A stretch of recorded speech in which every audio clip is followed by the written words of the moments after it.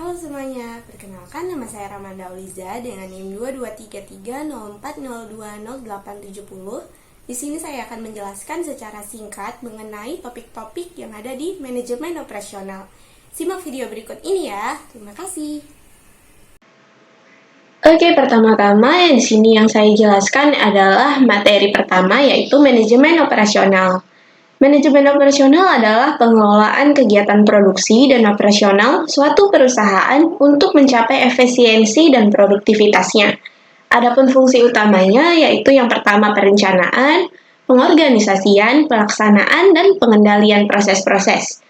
Lalu yang kedua ada ruang lingkupnya, yaitu meliputi manajemen rantai pasok, pengelolaan persediaan, perencanaan kapasitas, pengaturan proses produksi, dan juga pengendalian kualitas. Lalu di topik kedua ada supply chain management atau yang disingkat dengan SIM. Diartikan juga sebagai manajemen rantai pasokan, yaitu pengintegrasian aktivitas pengadaan bahan dan pelayanan, pengubahan menjadi barang setengah jadi dan produk akhir, serta pengiriman ke pelanggan melalui saluran distribusi. Adapun fungsi-fungsi dari supply chain management ini adalah yang pertama perkiraan permintaan, menyeleksi pemasok, memesan bahan baku, pengendalian persediaan, penjadwalan produksi, pengapalan dan pengiriman, manajemen informasi, manajemen mutu, dan juga pelayanan konsumen. Lalu yang ketiga adalah manajemen operasi dalam e-business environment, yang dimana e-business ini adalah singkatan dari electronic business, atau disingkat menjadi bisnis. Dapat diartikan sebagai kegiatan bisnis yang dilakukan secara otomatis dan juga semi-otomatis dengan menggunakan sistem informasi komputer. Istilah ini pertama kali diperkenalkan oleh Lou Gerstner, seorang CEO perusahaan IBM. E-commerce ini didefinisikan sebagai penggunaan internet dan web untuk transaksi bisnis. E-commerce berbeda dengan e-business. E-business mengacu pada transaksi dan proses dalam suatu organisasi. Lalu yang keempat adalah strategi operasi dan pengambilan keputusan. Strategi operasi merupakan salah satu cara yang dapat dikembangkan oleh perusahaan dengan memanfaatkan operasi pabrik dan jasa untuk berkompetisi di pasar global. Operasi tidak hanya dianggap sebagai wadah kekuatan bersaing dalam bisnis, dan sebagai wadah untuk mencapai keunggulan yang dapat berkesinambungan. Strategi operasi juga harus menjadi kekuatan penggerak proses transformasi agar selalu sehat dengan kondisi lingkungan baru seperti era globalisasi.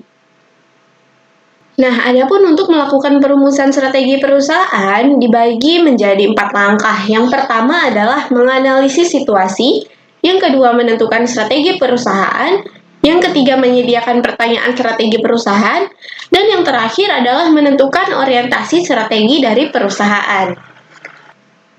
Lalu, dalam melihat keputusan manajemen strategis manajemen operasi harus diperhatikan dalam 4 hal. Yang pertama adalah strategi barang dan jasa, yang kedua strategi kualitas, yang ketiga strategi perencanaan proses, dan juga yang terakhir adalah strategi lokasi, strategi tata letak.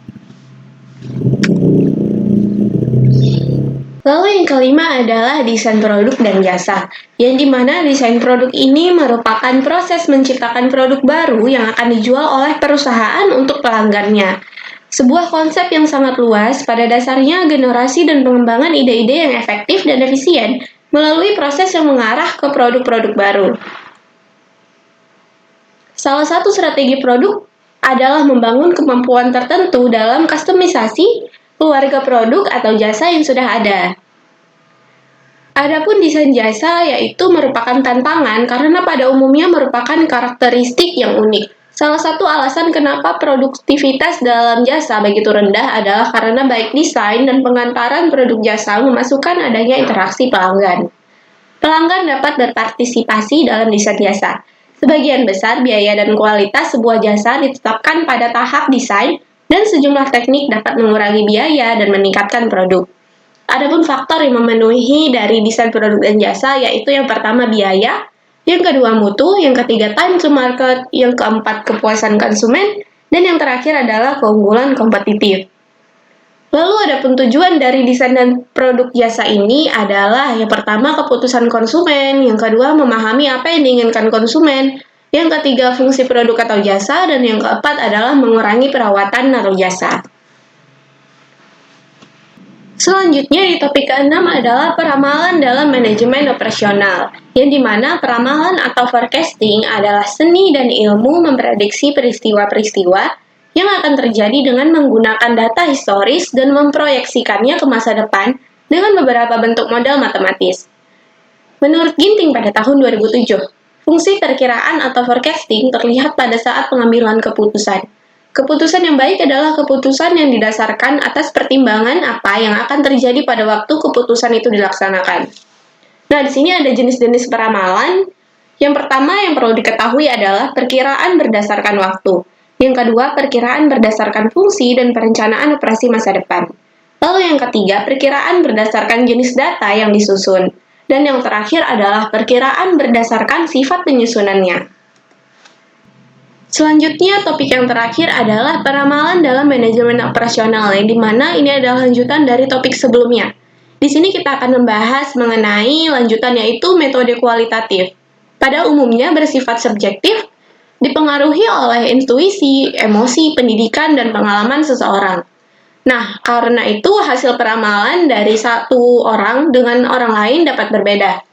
Meskipun demikian, peramalan kualitatif dapat menggunakan teknik atau metode peramalan, yaitu yang pertama adalah juri dari opini eksekutif, gabungan tenaga penjualan, metode Delphi, dan juga survei pasar atau market survey.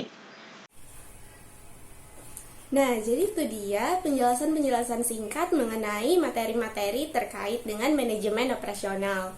Terima kasih dan sampai jumpa lagi.